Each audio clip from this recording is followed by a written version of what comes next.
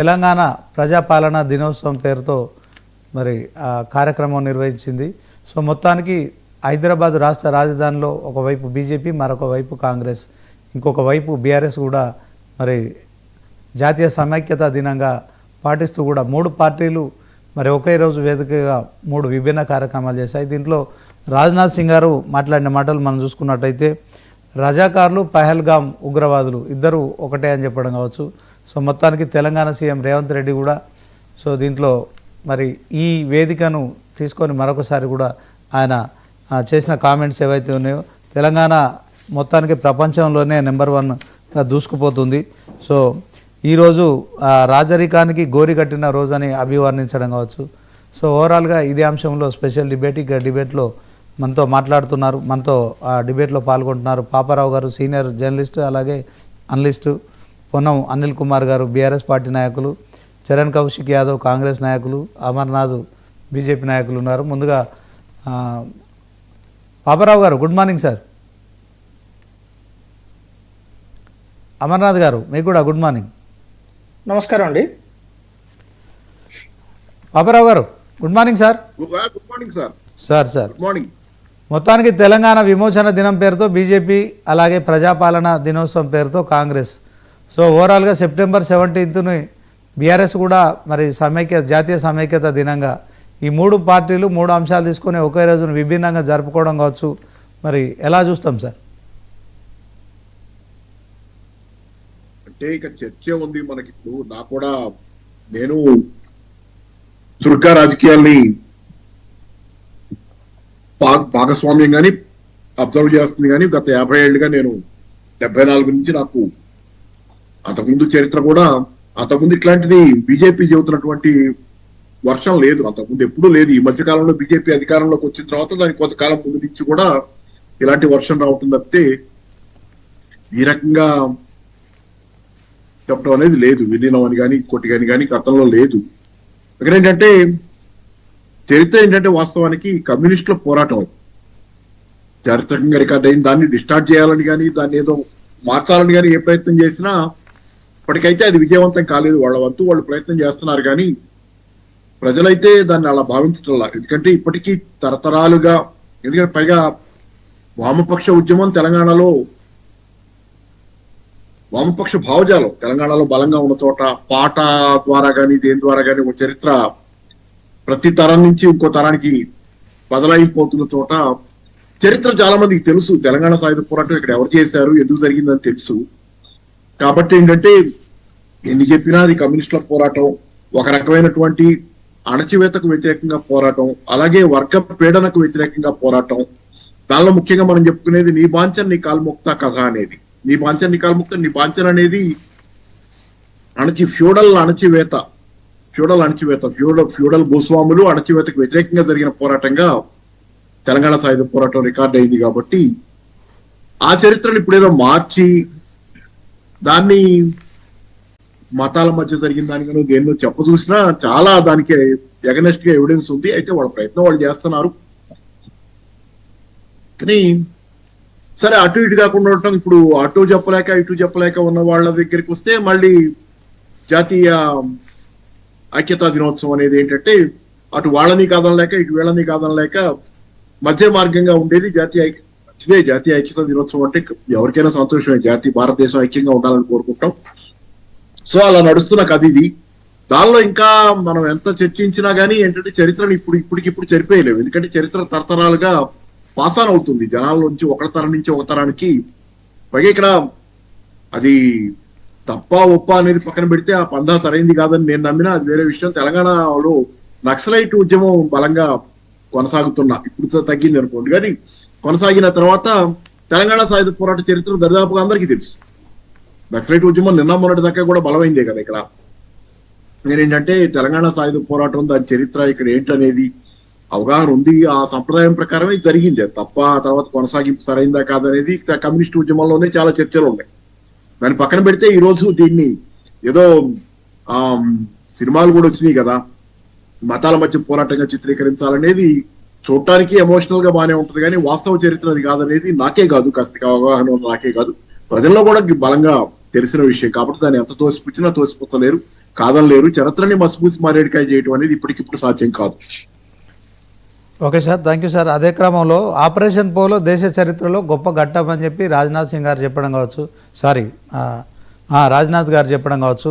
అదే క్రమంలో మరి ఆయన అప్పుడు కాంగ్రెస్ పార్టీలో ఉన్నారు. సో పటేల్ను వీళ్ళెందుకు అంటే ఆపరేషన్ పోలో నిర్వహించింది కేంద్ర హోంశాఖ మంత్రిగా ఉన్న అప్పుడు పటేల్ గారు, సర్దార్ వల్లభాయ్ పటేల్ గారు. సో దీంట్లో బీజేపీ మరి పటేల్ను ఈ సందర్భంగా అంటే గత 3 ఏళ్ళుగా కూడా తెలంగాణలో ఈ సెప్టెంబర్ 17ను నిర్వహిస్తుంది. అంటే దీంట్లో వాళ్ళు ఏ మెసేజ్ ఇస్తున్నారు? నన్నే అడుగుతున్నారా? మిమ్మల్ని సార్, పాపారావు గారు. పటేల్ కి నెహ్రూకు పోటీ పెట్టాలనేది కదా బీజేపీ ప్రయత్నం. ఏంటంటే పటేల్ ని అవుట్ ఆఫ్ ఇది కాంగ్రెస్ కంటెక్స్ట్ లోంచి తీసి పటేల్ కి నెహ్రూకి విభేదాలు ఉన్నాయి, పటేల్ వేరు నెహ్రూ వేరు అనేది ఒక జనరల్ వర్షన్ వాళ్ళు క్రియేట్ చేయాలని చూస్తారు. కాంగ్రెస్ పార్టీ అదేం కాదు, పటేల్ నెహ్రూకి ఏకీభావం ఉందనేది చారిత్రకంగా వాళ్ళు వాళ్ళు చెబుతారు. సహజం. కాబట్టి ఆపరేషన్ పోలో అనేది పటేల్ ఏదో కాంగ్రెస్ పార్టీతో సంబంధం లేకుండా ఎక్స్క్లూజివ్ గా తన నిర్ణయాల మేరకు తను చేసిన ఒక ఉక్కు మనిషిగా చిత్రీకరించుకోవాలన్నది బీజేపీ ప్రయోజనం గానీ ఆలోచన గానీ. కాబట్టి ఏంటంటే అలాగే ఉంటది వాళ్ళ వర్షను. అది పటేల్ విగ్రహం కూడా కట్టించుకున్నారు కదా, పెద్దది పటేల్ విగ్రహం, భారీ విగ్రహం కట్టించారు. సో పటేల్ ని అగెనెస్ట్ నెహ్రూ ప్రమోట్ చేయాలనేది. కానీ పదే ఏం జరుగుతుంది మీరు చూడండి, చాలా సార్లు జరుగుతూ వచ్చింది ఏంటంటే చరిత్రలో, ఈ మధ్య కాలంలో కూడా జరుగుతూ వచ్చింది, నాకు గుర్తులేదు కానీ ఇన్సిడెంట్స్.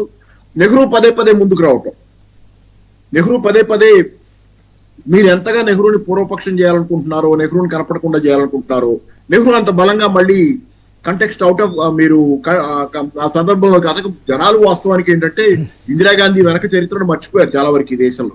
కానీ బీజేపీ బాగా గుర్తు చేసి మళ్ళీ నెహ్రూని పాపులర్ చేస్తుంది. దేశం మొత్తం చర్చ ఏంటంటే ఇప్పుడు నెహ్రూనా లేకపోతే పటేలా అనేది, లేకపోతే నెహ్రూ మోడీ అగెనెస్ట్ నెహ్రూ, మోడీ నెహ్రూకి అగెనెస్ట్ గా మాట్లాడి ఈ చర్చ ఎంత జరిగినా కానీ నెహ్రూ ప్రమోట్ అవుతున్నారు తప్పితే. ఎందుకంటే బీజేపీ గనక నెహ్రూ కంటే అనేక ఘన విజయాలు సాధించి ఉంటే ఇక్కడ భారతదేశంలో ఇప్పుడు ప్రజల్ని సంతృప్తిగా, ఆర్థికంగా సంతృప్తిగా ఉంచగలిగి ఉండుంటే గనక బహుశా బీజేపీ చెప్పిన నెహ్రూ తాలూకు ఎగనెస్ట్ వర్షన్ ఏదైతే ఉందో అది ప్రమోట్ అయ్యేది.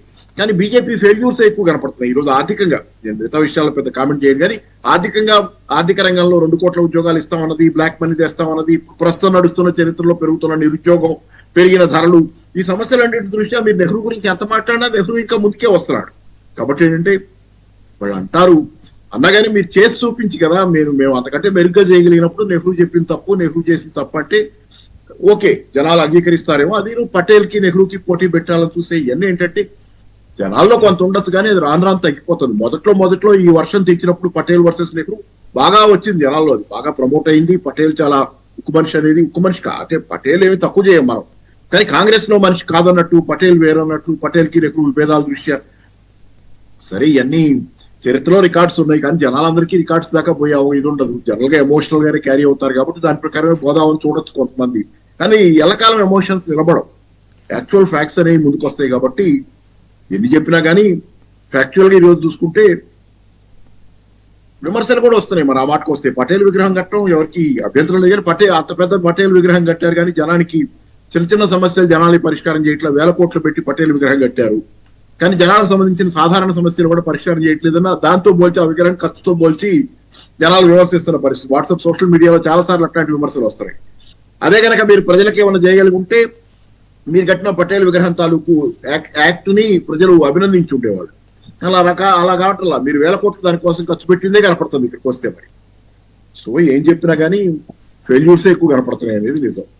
పాపరావు గారు, ఇప్పుడు అప్పుడు 1948 ఆ 17th సెప్టెంబర్ పటేల్ తీసుకున్న నిర్ణయంతో ఆపరేషన్ పోలోతోని నిజంగానే హైదరాబాద్ సంస్థానం భారతంలో విలీనమైంది. కానీ అప్పుడు బీజేపీ పార్టీ లేదు, అప్పటి వరకు ఇంకా అది ఆ పార్టీ ఆవిర్భవించలేదు కదా. ఇప్పుడు పటేల్ లేడు, అలాగే నెహ్రూ కూడా లేడు. కానీ బీజేపీ ఎందుకని కేవలం తెలంగాణలో ఈ సెప్టెంబర్ 17th విమోచన దినం అని నడుపుకోవడంలో మరి దాంట్లో ఇంకా వేరే అంశం ఏం లేదంటారా? ఇది ఒకటేనా వాళ్ళకుంది? అంటే మీకు బీజేపీ లేదు కానీ బీజేపీ దాని పూర్వ రూపాల్లో ఉంది. బీజేపీ పేరుతో లేదు, అది దాని పూర్వ రూపం జనసంఘం ఉంది. అంతకుముందు ఏమైనా పేరు ఉందేమో నాకు గుర్తులేదు, కానీ ఏదైనా పూర్వ రూపాల్లో ఇప్పుడు కాదు కదా. బీజేపీ అంటే ఆర్ఎస్ఎస్ రూపంలో ఫామ్ అయినప్పుడు ఆర్ఎస్ఎస్ బీజేపీకి వెన్నుపోస అనేది తెలిసిందే మనకి. ఆర్ఎస్ఎస్ 1925 లో ఫామ్ అయింది, 100 ఏళ్ళు అయింది ఈ సంవత్సరానికి. కాబట్టి ఆర్ఎస్ఎస్ ఉంది, చరిత్రలో ఎప్పుడు ఆర్ఎస్ఎస్ ఉంది.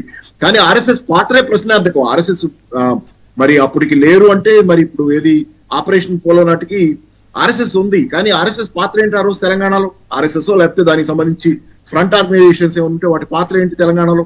ఈ పోరాటంలో విలీనం అని చెప్పారు, ఇంకోటి చెప్పారు. దానిలో వాళ్ళ పాత్ర ఏంటి? తెలంగాణలో జరిగినటువంటి పోరాటంలో నిజాము సాగనంపటంలో వాళ్ళ పాత్ర ఏంటి? అలాగే అంతకుముందు భారత స్వాతంత్ర్య పోరాటంలో వాళ్ళ పాత్ర ఏంటి? ఈ కదా ప్రశ్నలు ఈ రోజు. భారత స్వాతంత్ర్య పోరాటంలో వాళ్ళు పాల్గొన్నారా, పాల్గొనలేదనేది పదే పదే ముందుకు వస్తున్నమాట. సో ఇన్ని చాలా ప్రశ్నలు ఉన్నాయి. అప్పుడు ఆ రోజు లేరు, ఈ రోజు అధికారంలోకి వచ్చిన తర్వాత కదా ఈ వర్షన్స్ ముందుకు వస్తుంది. ఎప్పుడైతే వాజ్పేయి అధికారంలోకి వచ్చారో కొంత ముందుకు వచ్చింది. ఇప్పుడు బీజేపీ మోడీ ప్రధానమంత్రిగా అధికారంలోకి వచ్చిన తర్వాత బలంగా ముందుకు తెస్తున్నారు ఈ వర్షన్స్ అన్ని, కొత్త అన్ని. Okay sir. అంటే గత చరిత్రలో డాక్యుమెంటెడ్ ఏది ఎవిడెన్స్ ఏది లేదు వీళ్ళు చెప్పిన దానికి చాలా వాటికి సార్, కానీ తెస్తున్నారు ముందుకి. సరే, ఇక దానికి మనం ఎంత బాధించుకున్నా ఏం చేసుకున్నా ఏంటంటే ప్రజలు అన్ని చదువుకొని నేర్చుకోరు కదా సార్. పుస్తకాలు చదివి లేకపోతే డాక్యుమెంట్స్ చదివి నేర్చుకోరు. వాళ్ళు జనరల్ గా ఎమోషన్స్ తో క్యారీ అవుతారు. అప్పుడున్న సమస్యల దృష్ట్యా వాళ్ళకి గత ప్రభుత్వం, అదే యూపీఏ ప్రభుత్వం కానీ కాంగ్రెస్ ప్రభుత్వం వైఫల్యాలు ఉన్న కాలంలో, అవి బలంగా గుర్తున్న కాలంలో బీజేపీ చెప్పిందల్లా నమ్మటం ఉంటది.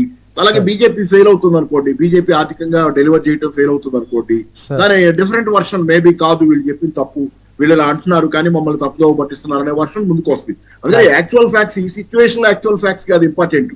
జనాల జీవితంలో మీరు ఎంతవరకు మంచి చేయగలిగారు, జనాల జీవితాన్ని ఎంతవరకు మార్చగలిగారు అనే దాని మీద ఆధారపడి మీరు చెప్పిన ఇతర వర్షన్స్ నమ్ముతారు. కల్చరల్ వర్షన్ కావచ్చు, లేకపోతే ఆపరేషన్ పోలోకి సంబంధించి కావచ్చు, పటేల్ కి సంబంధించి కావచ్చు, ఇతరత్ర వర్షన్స్ అన్ని ఎప్పుడు నమ్ముతారంటే ఆర్థికంగా వాళ్ళ పరిస్థితి బాగుంటే మిగతా నమ్ముతారు. ఇది నిజమా కాదా అది వేరే ప్రశ్న. కానీ మీరు ఆర్థికంగా డెలివర్ చేయడంలో ఫెయిల్ అవుతున్నప్పుడు అన్ని ప్రశ్నలు వస్తాయి. మీరు నిజాలు చెప్పినా నమ్మరు, చరిత్రకు సంబంధించి మీరు నిజాలు చెప్పినా నమ్మరు, అట్లా ఉంటాయి అన్ని. Okay sir. ఒకసారి బీజేపీ నాయకులు అమర్నాథ్ గారు ఉన్నారు, వారితో మాట్లాడదాం. అమర్నాథ్ గారు, డిబేట్ లో జాయిన్ అయిన చరణ్ కౌశిక్ యాదవ్ గారు, పొన్నం అనిల్ కుమార్ గారు, బీఆర్ఎస్ కాంగ్రెస్ నాయకులు ఇద్దరికి గుడ్ మార్నింగ్. అమర్నాథ్ గారు మీరు కూడా గుడ్ మార్నింగ్. నమస్తే అమర్నాథ్ గారు. నమస్తే అండి. ఓకే, మీరు గత 3 ఏళ్లుగా తెలంగాణలో సెప్టెంబర్ 17న తెలంగాణ విమోచన దినాన్ని జరుపుతున్నారు, అధికారికంగా జరుపుతున్నారు. 3 ఏళ్లుగా కాదు, గత 25 ఏళ్లుగా జరుపుతున్నాము. 1999 నుంచి జరుపుతున్నాము. దయచేసి కరెక్ట్ ద ఫ్యాక్ట్స్. ఇందాక పాపారావు గారు కూడా ఒక బీజేపీకి వ్యతిరేకంగా ఆర్థిక ఏదేదో మాట్లాడుతున్నారు వారు. సో పాయింట్ ఏంటంటే ఇక్కడ మనం విమోచన కాదా అనేది ఇక్కడ డిస్కషన్ సార్. అక్కడ డిస్కషన్ లో బీజేపీ ఆర్థికంగా సఫలీ అయిందా, బీజేపీ గెలిచిందా, ఓడిపోయిందా అంటే కూడా కమ్యూనిస్టులు వచ్చేసి బీజేపీ ఓడిపోయింది, 2014 లో బీజేపీ ఓడిపోయింది, 19 లో ఓడిపోయింది, అయినా కూడా మోడీ గారు ప్రధానమంత్రి అయినారనే ఆకి లెక్కలు చెప్పడంలో వీళ్ళు ఎక్స్పర్ట్స్. సో మీరు 25 నిమిషాలు వారితో ఓన్లీ బీజేపీని తిచ్చడానికి ప్రయత్నం చేసినా కూడా ప్రజలు చాలా కేటగారికల్ గా అర్థం చేసుకున్నారు ఈ రోజు మోడీ గారు ఏం చేస్తున్నారు, బీజేపీ ఏం చేస్తున్నది అనేది. హ్యావింగ్ సెడ్ దట్, ఈ రోజు చాలా ప్రముఖమైన విషయం ఏంటంటే భారత స్వతంత్రం తర్వాత దాదాపు ఒక 8 నుంచి 9 నెలల కాలంలో ఇంటిగ్రేషన్ ఆఫ్ ఇండియన్ స్టేట్స్, అంటే అప్పటి హోంశాఖ మంత్రి, ఉక్కు మనిషి సర్దార్ వల్లభాయ్ పటేల్, ఎప్పుడు కూడా సర్దార్ వల్లభాయ్ పటేల్ బీజేపీలో ఉన్నారని ఎప్పుడు చెప్పలేదండి. సర్దార్ వల్లభాయ్ పటేల్ కాంగ్రెస్ నాయకులు, వాళ్ళు మర్చిపోయినారు కాబట్టి భారత మొట్టమొదటి హోంశాఖ మంత్రిగా వారిని గౌరవించడం సాధారణ మనిషిగా, సాధారణ సిటిజన్ గా నా హక్కు అది. అది ప్రతి భారతీయ జనతా పార్టీ కార్యకర్త హక్కు, ప్రతి భారతీయుని హక్కు అది. దాన్ని వాళ్ళు ఏదో ఓన్ చేసుకుంటున్నారు, ఓన్ చేసేవని మీరు చేయండి. మీరు అంతకన్నా పెద్ద విగ్రహం కట్టండి, ఎవరు కాదన్నారు? హిమాచల్ ప్రదేశ్లో మీ గవర్నమెంట్ ఉంది, తెలంగాణలో మీ గవర్నమెంట్ ఉంది, కర్ణాటకలో మీ గవర్నమెంట్ ఉంది. రెండోది, కర్ణాటక రాష్ట్రంలో అట్లాగే మహారాష్ట్ర రాష్ట్రంలో, ఈ 2 రాష్ట్రాలలో గత 35 సంవత్సరాలుగా కళ్యాణ కర్ణాటక లిబరేషన్ డే పేరు మీద జరుపుతున్నారా లేదా కాంగ్రెస్ పార్టీ? మీరు అడగండి. మరి ఒక నిజాంకు వ్యతిరేకంగా జరిగిన పోరాటం తర్వాత మతోన్మాద రజాకారులు ఆడబిడ్డలను మానహాన ప్రాణాలను దారుణంగా తీసిన తర్వాత దాదాపు 16-17 నెలల కాలం ఈ తెలంగాణ పల్లెల మీద పడి దోచుకుంటే అప్పుడు ఏం జరిగిందంటే ఈ రోజు మనం పహల్గాం గురించి ఎందుకు ఇంత మాట్లాడుతున్నాం? ఎందుకు? అది మత బేసిస్ మీద జరిగింది కాబట్టి. ప్యాంట్లు అది విప్పించి చూసి ఆ మతాన్ని ఐడెంటిఫై చేసి మరి చంపారు కాబట్టి ఇది ప్రపంచ స్థాయిలో ఒక పెద్ద న్యూస్ అయింది. నన్ను సెంటెన్స్ కంప్లీట్ చేయండి. అలాంటి పహల్గాములు ప్రతి పల్లెలో తెలంగాణలో జరిగింది అని భారతీయ జనతా పార్టీ నిజమైన చరిత్రను బయటపెట్టే పరిస్థితి ఉన్నది ఈ రోజు. ఇది నిజమైన చరిత్ర, ఇది చీకటి కమ్యూనిస్ట్ భావజాలం ఉన్న అనేక అకాడమిషియన్స్, హిస్టారియన్స్ వాళ్ళు మార్చిన చరిత్ర ఇది. ఒరిజినల్ చరిత్రని ఇప్పుడు చెప్పడానికి ప్రయత్నం చేస్తున్నాము. ఈ రోజు పిల్లలకు అర్థమవుతున్నది. ఈ రోజు అక్కడ వచ్చి నిన్న రాజ్నాథ్ సింగ్ గారి వారు చెప్పిన విషయాలను ఈ రోజు అనేక మంది విని అర్థం చేసుకుంటున్నారు. సోషల్ మీడియాలో నిన్న మోడీ గారు మాట్లాడారు. మధ్యప్రదేశ్ వేదికగా మోడీ గారు చాలా క్లియర్ గా ఆయన ఏం చెప్పారు, September 17th హైదరాబాద్ విమోచన దినం, హైదరాబాద్ రాష్ట్ర లిబరేషన్ డే అని చెప్పారు. ఇంకేం కావాలండి?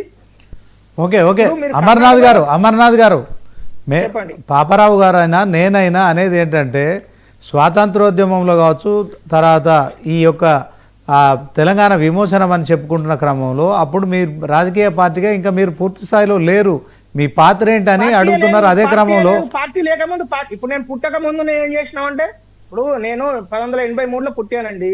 అరే అమర్నాథ్ నువ్వు 1981 లో ఏం చేసినావంటే నేనేం చేయలే, నాకు తెలియదు, ఎందుకంటే నేను 83లో పుట్టిన. మీరు సడన్ గా క్వశ్చనే తప్పు. ఇప్పుడు 1925లో ఆర్ఎస్ఎస్ పుట్టిన తర్వాత 1938లో హైదరాబాద్ లో భాగ్యనగర్ ముక్తి ఆందోళన రూపంలో అనేక మంది కార్యకర్తలు రోడ్ల మీదకి వచ్చి ఇక్కడికి సావర్కర్ గారు రావడం జరిగింది. ఇక్కడ నారాయణ్ పవర్ గారు నిజాం వ్యతిరేకంగా మీర్ ఉస్మాన్ అలీ మీద బాంబు దాడి చేస్తే ఆ బాంబు దాడిలో వాళ్ళని అరెస్ట్ చేయడం జరిగింది. మరి వాళ్ళందరూ ఎవరండి? వాళ్ళందరూ చంద్రమండలం నుంచి వచ్చిర్రా, అంగారక గ్రహం నుంచి వచ్చిర్రా? ఏం మాట్లాడుతున్నాం మనం? చరిత్రను తీసేసి ఇప్పుడు నారాయణ పవర్ గురించి కమ్యూనిస్టులు ఎవరన్నా మాట్లాడతారా? ఎందుకు మాట్లాడారండి? నారాయణ పవర్, రామానంద తీర్థ వీళ్ళందరూ ఎక్కడికి వెళ్ళినప్పుడు చెప్పండి. రామానంద తీర్థ గారు పోరాటం చేయలేదా? సత్యాగ్రహం చేయలేదా? వీళ్ళకు పొట్టి శ్రీరాములే జ్ఞాపకం రా సార్. 56 రోజులు ఆంధ్ర రాష్ట్రం కోసం పోరాడిన, పక్క రాష్ట్రం కోసం పోరాడి అసూలు బాసిన పొట్టి శ్రీరాములనే వీళ్ళు యాద్ చేసుకోరు. వీళ్ళకి తెలిసింది ఏంటంటే ఎప్పుడైనా సరే ఒక కులాల వారీగా, ప్రాంతాల వారీగా విడగొట్టిన తర్వాత దాని నుంచి అమర్నాథ్ గారు ఫెయిల్ అయినారు. భారత ప్రధానిగా పనిచేసిన పివి నరసింహారావు గారు కూడా మీరు భారతరత్న ఇచ్చారు బీజేపీ అధికారంలో ఉన్నప్పుడు. ఓకే, దాన్ని కాదంటలేం. కానీ ఒక September 17th అనేది విమోచనము. సో దాంట్లో రజాకార్లు కావచ్చు, నిజాములకు కావచ్చు వ్యతిరేకంగా కొట్లాడింది, తిరుగుబాటు ఉద్యమం ప్రారంభమైంది తెలంగాణలో.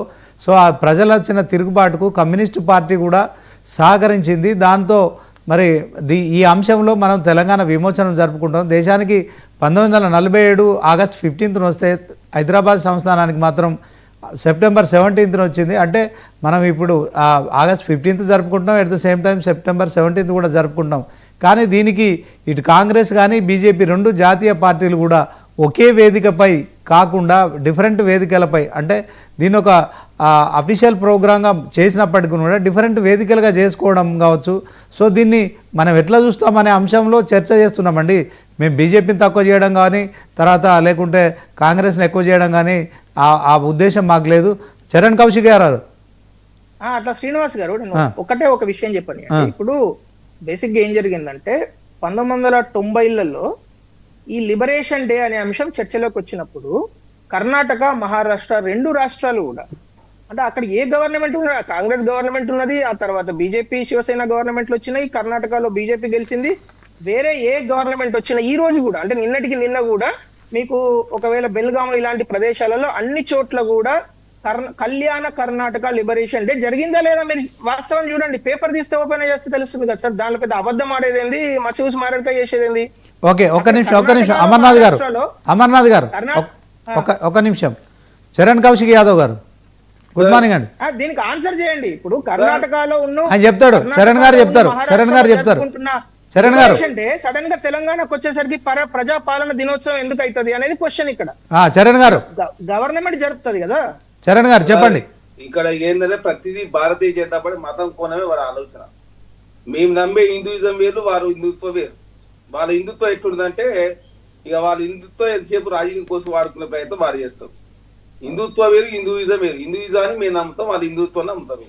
వివేకానందుడు సూక్తులు అయినా కూడా ఏదైనా కూడా నువ్వు ఏదైనా ఇప్పుడు గీతలోని 7వ శ్లోకం తీసుకుంటావా, లేకపోతే వివేకానందుడు లండన్ లో మాట్లాడిన వ్యాఖ్యలు తీసుకుంటారా, ఏది తీసుకున్నా కూడా ఖచ్చితంగా వారు ఆనాడు మాట్లాడిన మాటలు వేరుంటాయి. వీళ్ళేమో ఇప్పుడేమో రాజకీయం కోసం వాడుకునే ప్రయత్నాలు బాగా భారతీయ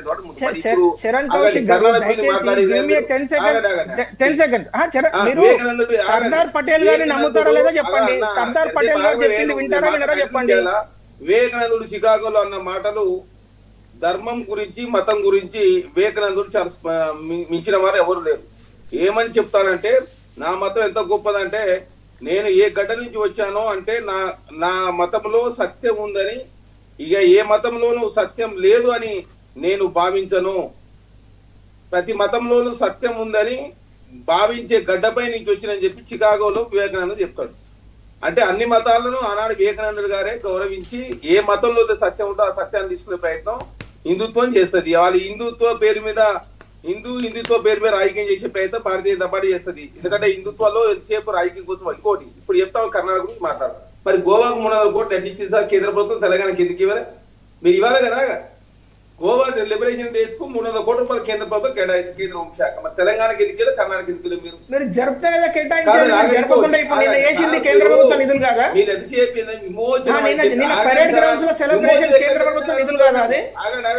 ఎక్కడ జరిగిందండి? మరి ఎందుకు నిజాం రాజు రాజ్ ప్రముఖ మీరు చెప్పండి, గవర్నర్ హోదా ఎట్లా కల్పించారు నాడు ప్రభుత్వాలు? విమోచనమే జరిగిపోతే బలవంతంగా గుంజుకొని భారతదేశంలో పెట్టి చేసుకుంటే ఆయన ఎట్లా రాజు ప్రముఖ అయ్యాడు? ఎట్లా ఈ నిజాం సంబంధించిన ఆస్తులు ఇప్పుడు ఎట్లుండే తెలంగాణ ఇంకా ఉన్నాయి కదా నిజాం సంబంధించిన ఆస్తులు. కాబట్టి అన్ని ఏంటంటే చర్చల ద్వారా కావచ్చు ఆనాటి ప్రభుత్వానికి అతను లొంగి కొంతమంది ఎవరు ఊర్ల మేపడి ఏదో చేసిన దానికి ఏదో మొత్తం ముస్లింకు హిందువులకు మొత్తం పెద్ద గ్యాప్ క్రియేట్ చేసే ప్రయత్నం భారతీయ జనతా పార్టీ చేస్తే సార్ ఇది. అలాగే చాలా మంది ముస్లింలలో ఉన్న వాళ్ళ ప్రాణాలు కోల్పోయారు, హిందువులు ఉన్న వాళ్ళ ప్రాణాలు కోల్పోయారు. అదేవిధంగా వారి రాజప్రముఖ గుర్తించారు నిజాం ఆస్తులు ఇప్పటికి ఉన్నాయి. వారి రాజప్రముఖ వారి బతికిన రోజు రాజప్రముఖ కొనసాగింది భారత ప్రభుత్వంలో. వాళ్ళు అది విమోచన చేసుకుని జైల్లో ఉండాలి కదా. వాళ్ళ ఆస్తులు ఎప్పుడో కేంద్ర ప్రభుత్వం హ్యాండ్ ఓవర్ చేసుకోవాలి కదా, మరి ఎందుకు చేసుకోవాలి మరి? కాబట్టి మీరు ఎంతసేపు దాన్ని రాజకీయ కోణం చూసే మా మతం మీరు అడగట్టే ప్రయత్నం మీరు చేస్తా ఉన్నారు.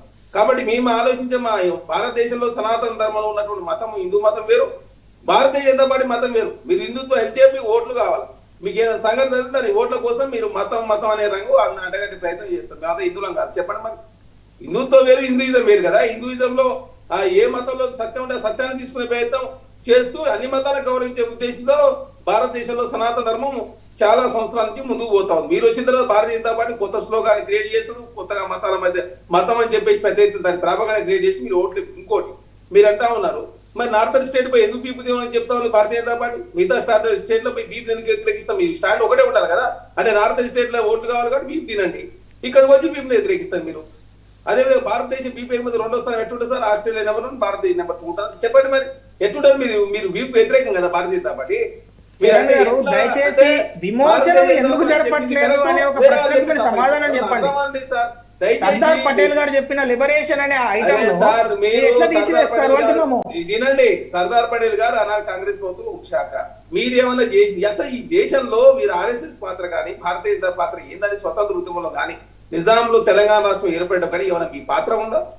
మీ పాత్ర లేని వాళ్ళు మీరు అనవసరంగా విమోచనం అని చెప్పేసి హిందూ ముస్లింల వల్ల పంచాయతీ పెట్టి రాజకీయ లబ్ధి జరగాలని చెప్పి కొంత దురుద్దేశం మీరు ముందుకు పోతారు. ఎంతసేపు మీకు ఎలక్షన్లు వస్తే పుల్వామా, బాలాకోట్, రామ మందిరం, Kashmir story, Jammu Kashmir story, Kerala story ఇదే కదా తప్ప డెవలప్మెంట్ మీద మీరు ఓట్ల పోతారు ఎప్పుడైనా? మీరు ఈ డెవలప్మెంట్ చరణ్ గారు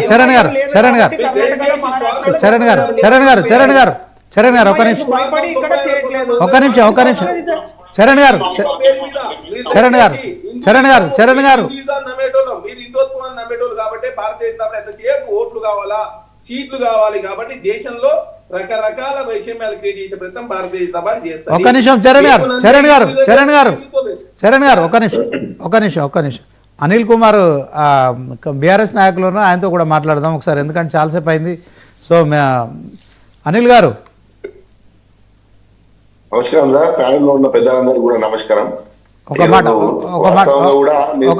ఒక మాట మీరు ఉద్యమం చేసినప్పుడు సెప్టెంబర్ 17th అధికారికంగా నిర్వహిస్తామని చెప్పారు. 10 సంవత్సరాల కాలంలో మీరు ఆ పని చేయలేకపోయారు.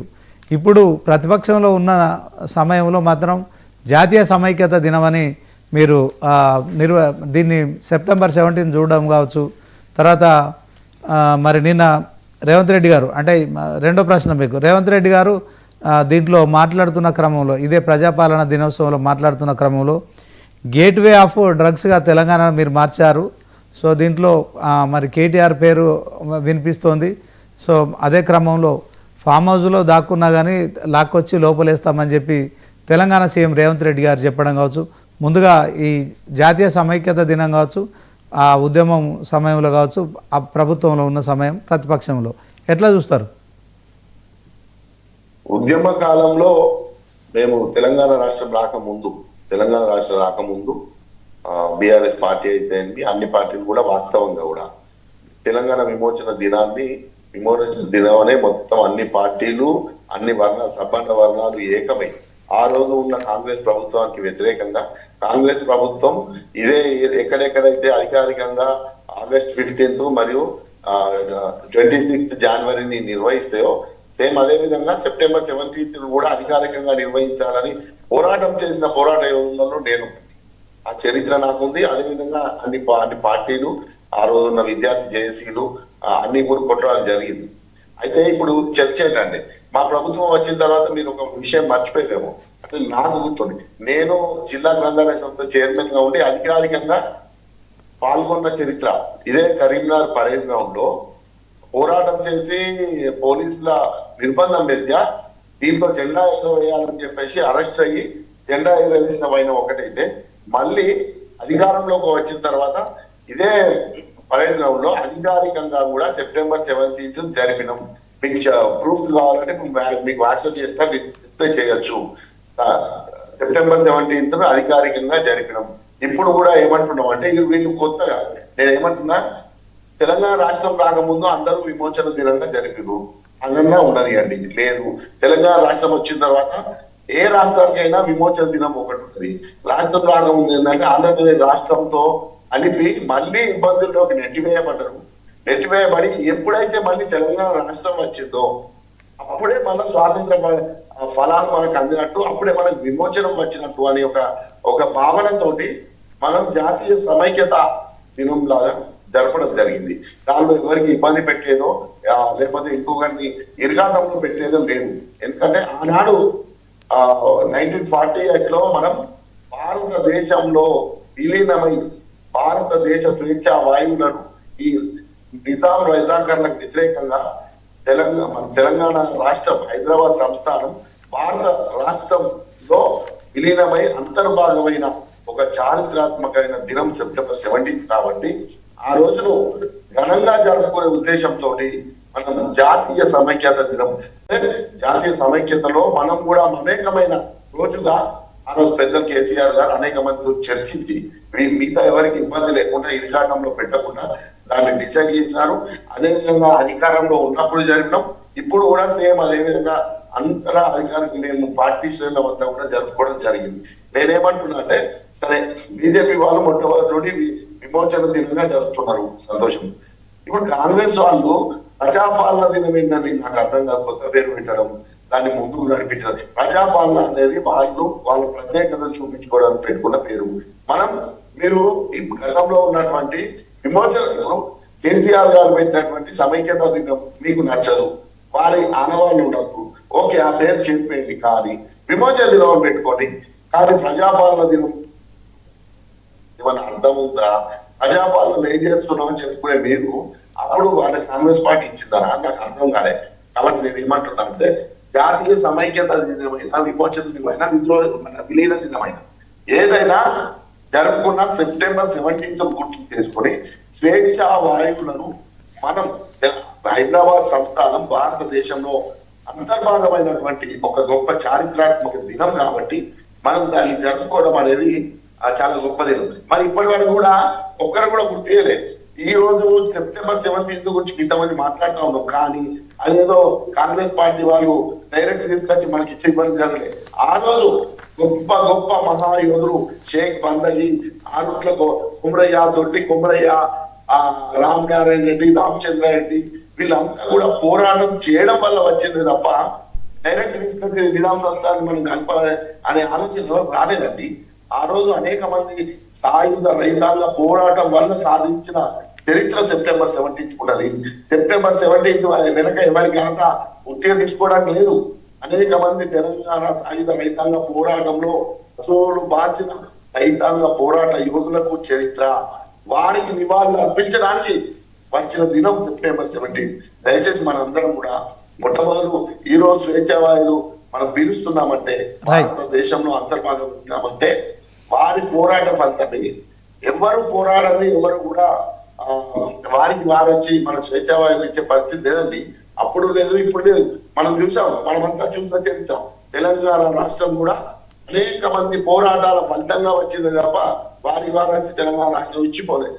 కాబట్టి ఏ పార్టీ సరే, నేను ఏమనట్లేదు, కానీ ఏ పార్టీ ఏ విధంగా September 17th జరిపినా వాళ్ళు ఆనాటి పోరాట యోధులను స్మరించుకొని గుర్తుపెట్టుకొని వారిని మనం ఎప్పటికప్పుడు గుర్తించుకుంటేనే వారికి విలువ ఉంటది. మనం కూడా చరిత్రను నిర్మణింప చేసుకునే విధంగా నడుచుకోవాలి. కాబట్టి సమైక్యతా దినం అని ఎందుకన్నారంటే ఏ రాష్ట్రానికి అయినా ఏ దేశానికైనా విమోచన ఒకటే సాధ్యం ఉంటుందండి. ఆంధ్రప్రదేశ్ రాష్ట్రంలో ఉన్నప్పుడు మనకు అప్పటి వరకు విమోచన దినం తెలంగాణ రాష్ట్రానికి ఇప్పుడు ఉండే అని మనం చరిత్ర గుర్తు చేసుకున్నాం. కానీ ఆంధ్రప్రదేశ్ రాష్ట్రం నుండి మనకు విమోచనం జరిగింది. June 2 తెలంగాణ రాష్ట్రం ఆవిర్భావం అయింది. మళ్ళీ 2 విమోచన దినాలు ఏ విధంగా ఉంటాయి కాబట్టి జాతీయ సమైక్యత దినం భారతదేశంలో అంతర్భాగమైంది అని చెప్పేసి ఒక లాజిక్. రైట్ అనిల్ గారు ఇదే సందర్భంలో మరి తెలంగాణ సీఎం రేవంత్ రెడ్డి మాట్లాడుతున్న క్రమంలో గత ప్రభుత్వంలో హైదరాబాద్ను గేట్వే ఆఫ్ డ్రగ్స్గా మార్చారు. సో దీనికి కారణం కేటీఆర్ అలాగే మరి అని కూడా ఈ మధ్య కాలంలో వార్తలు వస్తున్నాయి. సో మొత్తానికి ఫామ్ హౌస్లో దాక్కున్న లాక్కొచ్చి లోపలేస్తామని చెప్పి మరి ఈ సందర్భంగా తెలంగాణ సీఎం రేవంత్ రెడ్డి మాట్లాడడాన్ని ఎట్లా చూస్తారు? సీఎం రేవంత్ రెడ్డి గారు అధికారంలోకి రాకముందు, అధికారంలోకి వచ్చిన మొట్టమొదటి నుండి ఆయనకు ఒకటే జపం, కేసీఆర్ కేటీఆర్, కేసీఆర్ కేటీఆర్. ఈ 2 పేదాలు జపిస్తేనే ఆయనకు సీఎం పదవి ఉండేటట్టు, లేకపోతే ఇబ్బంది అయ్యేటట్టుంది. వాళ్ళ జాతీయ అధినాయకత్వం చెప్పినట్టు నువ్వు కేసీఆర్ కేటీఆర్ అనే పదం టార్గెట్ వేస్తేనే ఉంటావు బిడ్డ, లేకపోతే లేదు అని. నేను ఏమంటున్నా, ఏంటండి మీరు వేసేది? ఇన్ని రోజులైంది.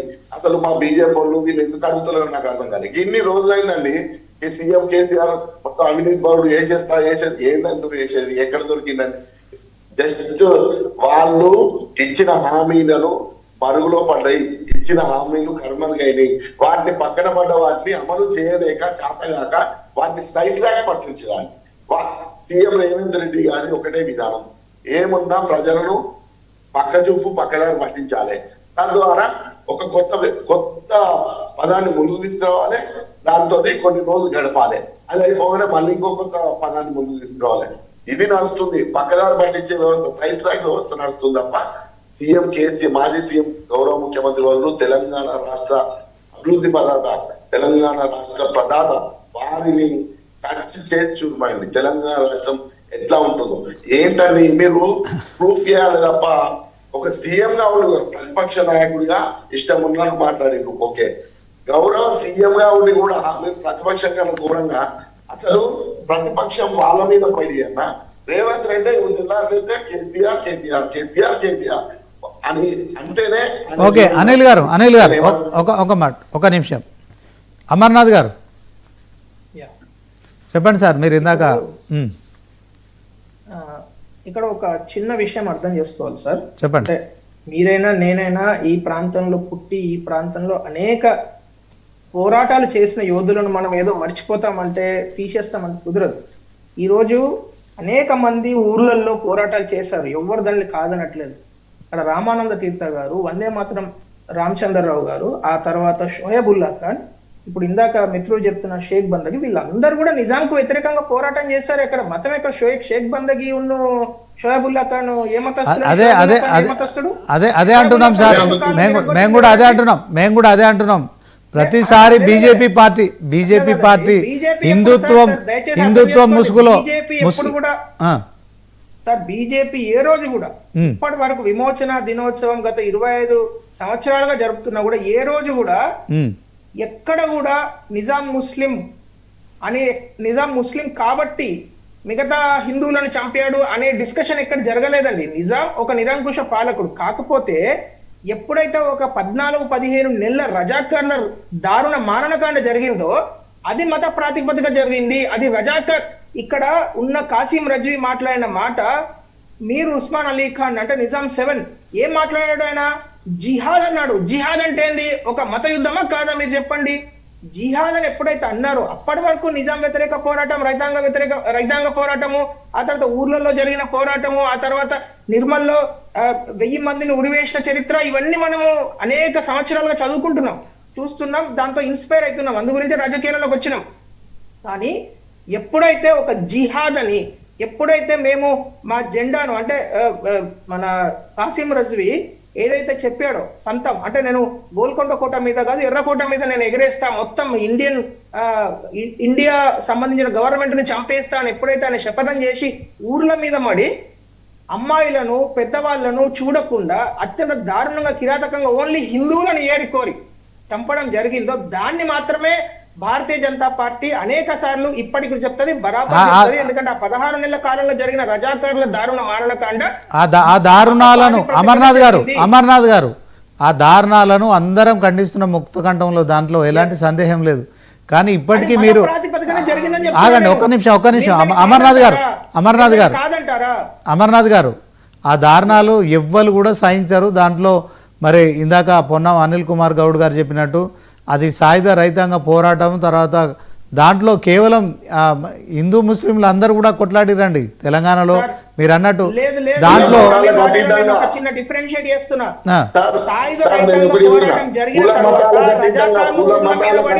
జరిగిన సాయుధ రైతాంగ పోరాటం అన్న రామానంద తీర్థ రైతాంగ పోరాటం కాదు సార్, దయచేసి అర్థం చేసుకోండి. రామానంద తీర్థ భాగ్యనగర్ ఆందోళన మీరు మొత్తం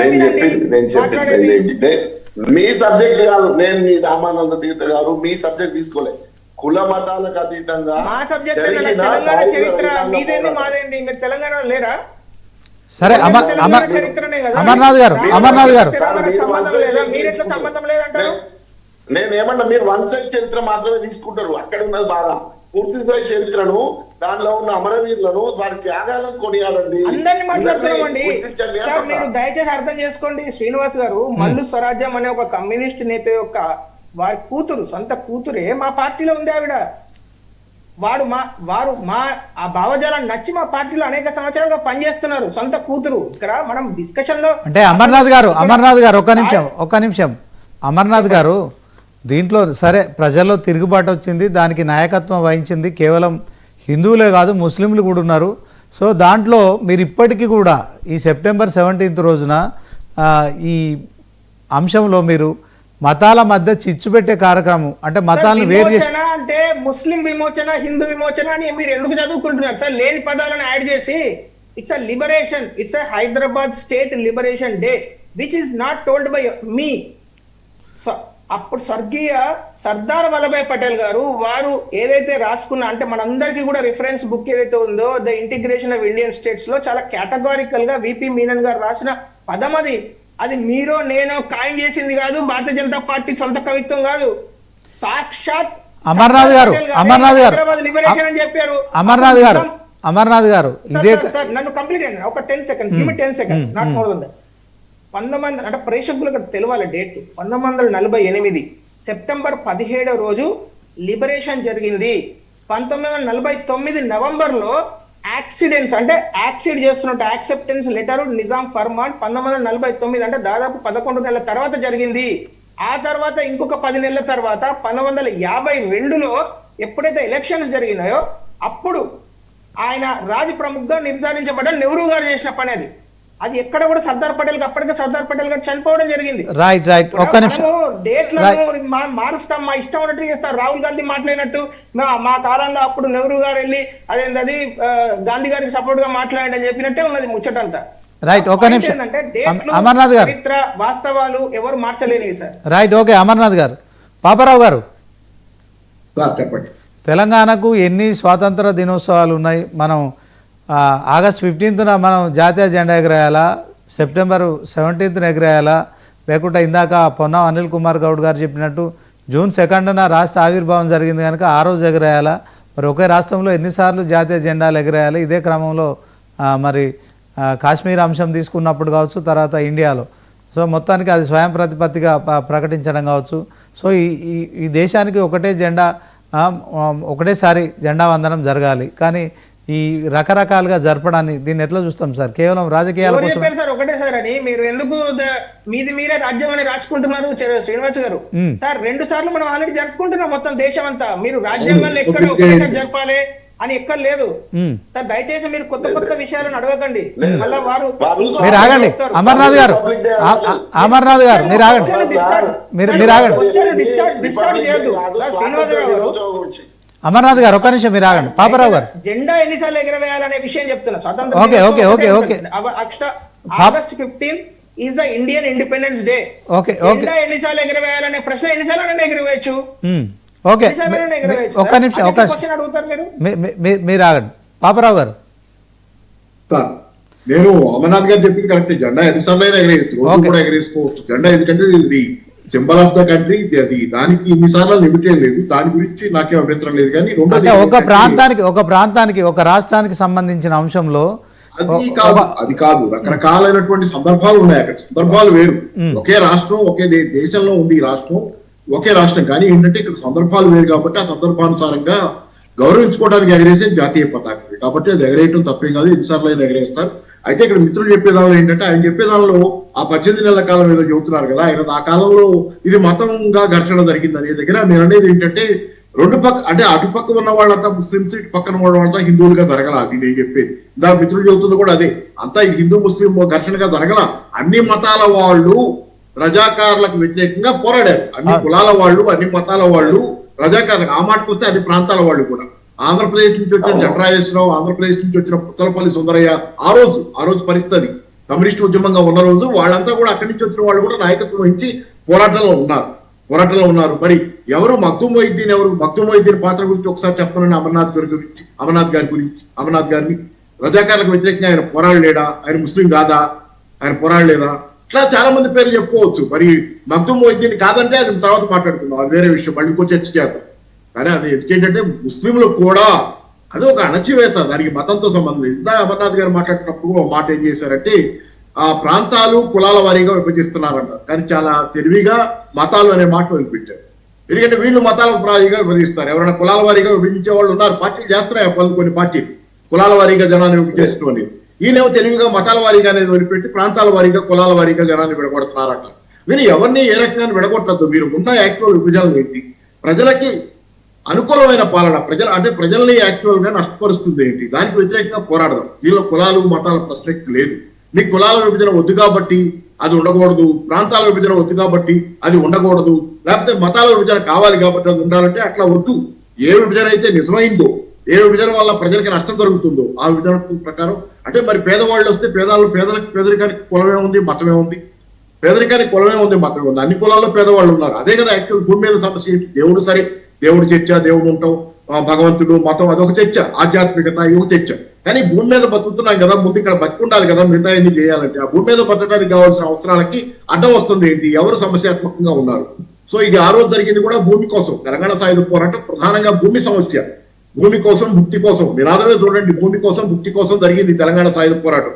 వీళ్ళు పని ఇందాక చెబుతున్నారు మేము గత 8 సంవత్సరాలుగా మాత్రమే కదా ఉంది, మేము పుట్టక ముందు జరిగిన దాని గురించి. మీరు పుట్టక ముందే తీసే సినిమాలు కూడా ఉన్నాయి కదా తెలంగాణ సాయుధ పోరాటం గురించి. మీరు పుట్టక ముందు ఈ డిస్టార్షన్స్ అనేవి అంటే మీరు అనుకున్న వర్షన్స్ అనేవి లేవు కదా. మరి అప్పుడే భూమి కోసం భుక్తి కోసం సినిమాలు వచ్చినాయి తెలంగాణ సాయుధ పోరాటం. అది కూడా కాదు పని. నేను ఇది కూడా చెబుతాను, వీళ్ళు పుట్టక ముందు అనేది లేదు. వీళ్ళు 1925లో పుట్టారు. వీళ్ళు ఆర్ఎస్ఎస్ ని ఇప్పుడు బయట తిరస్కరించిన వాళ్ళు కూడా తిరస్కరించలేరుగా. నేను ఆర్ఎస్ఎస్ అచ్చంగా బీజేపీ ఆర్ఎస్ఎస్ ఒకటంటలాగా, కానీ ఆర్ఎస్ఎస్ అనేది వెనకాల ఉంది, సైద్ధాంతిక భూమికినిచ్చింది ఆర్ఎస్ఎస్ బీజేపీకి. అట్లాంటి ఆర్ఎస్ఎస్ ఎప్పటి నుంచో ఉంది. మీరు మేము సందర్భం లేవని చెప్పడం కూడా కుదరదు మీకు. మీరు ఎప్పటి నుంచో ఉన్నారు. అందుకే మీ పాత్ర అడుగుతున్నా. మీ పాత్ర స్వాతంత్ర పోరాటంలో ఏంటి? మీరు ఎప్పటి నుంచో ఉన్నారు కదా 25 నుంచి. స్వాతంత్ర పోరాటంలో మీ పాత్ర ఏంటి? పోనీ రజాకారులు అని మీరు చెబుతున్న మతం ప్రకారం జరిగిన దానిలో మీ పాత్ర ఏంటి? మీరు పోషించిన పాత్ర ఏంటి ఆ పోరాటంలో? తెలంగాణ సాయుధ పోరాటంలో మీరు పోషించిన పాత్ర ఏంటి? మీ పాత్ర ఎక్కడ ఉంది? ఎంత ఉంది? ఎవరిది ఎంత పాత్ర? పోనీ కమ్యూనిస్టుల పాత్ర ఎంత? మీ పాత్ర ఎంత? ఇతరుల పాత్ర ఎంత?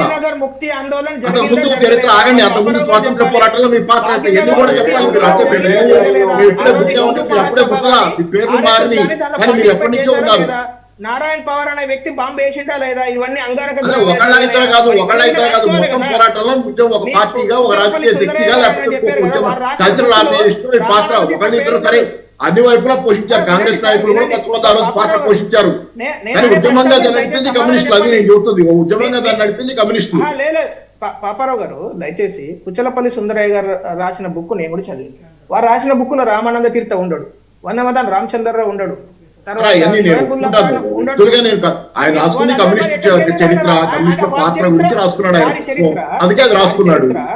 వారి చరిత్ర ఓన్లీ ఒక సెక్షన్ ఆఫ్ పీపుల్ కు మాత్రమే లిమిట్ అయి ఉంటుంది. నేను అనేది ఏంటంటే భారతీయ జనతా పార్టీ కేంద్ర ప్రభుత్వంలో ఒక బాధ్యతాయుతమైన గవర్నమెంట్ గా అటు పివి నరసింహారావు గారిని గౌరవిస్తుంది, సర్దార్ పటేల్ గారిని గౌరవిస్తుంది, దీన్ దయాళ్ జీని గౌరవిస్తుంది, శ్యామప్రసాద్ ముఖర్జీని గౌరవిస్తుంది. అందరినీ గౌరవించాలని చెప్తున్నాం మనము. అసలు ఇప్పుడు సర్దార్ పటేల్ గారు ఎప్పుడైనా భారతీయ జనతా పార్టీ కార్యకర్త అని మేము చెప్పినామా? అట్లా చెప్పడం తప్పైతుంది కదా, అది వాస్తవం కాదు. మీరు కాదు విస్మరించబడ్డ వాళ్ళని యాడ్ చేసుకోండి, నో అబ్జెక్షన్. నాకు కూడా కొన్నిసార్లు వాళ్ళ నిజంగా పాత్ర ఉంటే మీరు యాడ్ చేసుకోండి. కానీ ఆల్రెడీ ఉన్న వాళ్ళని తొలగించి విస్మరించబడ్డ వాళ్ళని పేరుతో నెహ్రూను తొలగించి పటేల్ తేవాల్సిన అవసరం మీకు ఉందా?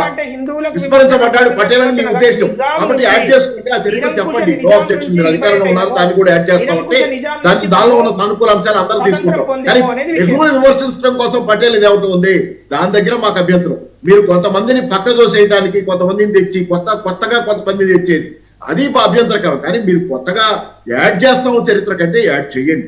మంచి చెడు చరిత్రలో అందరూ చర్చిస్తారు, మిగిలేదే మిగులుద్ది, అది వేరే విషయం. మీరు యాడ్ చేస్తామంటే ఎవరు కాదంటలా. కానీ ఉన్నదాన్ని తొలగించి కొత్త తెస్తామంటే దాని దగ్గర జరుగుతున్న అభ్యంతరాలు చర్చలే ఇవన్నీ.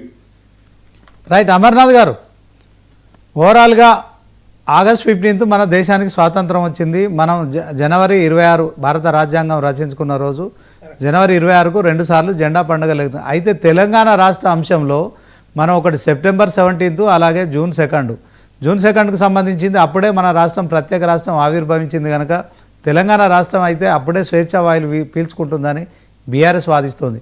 సో జెండా పండుగ అంశంలో తెలంగాణ ప్రజలను మనం కొంత కన్ఫ్యూజ్ చేస్తున్నాం అనే అంశంలో ఈ డిబేట్ చేస్తున్నాము.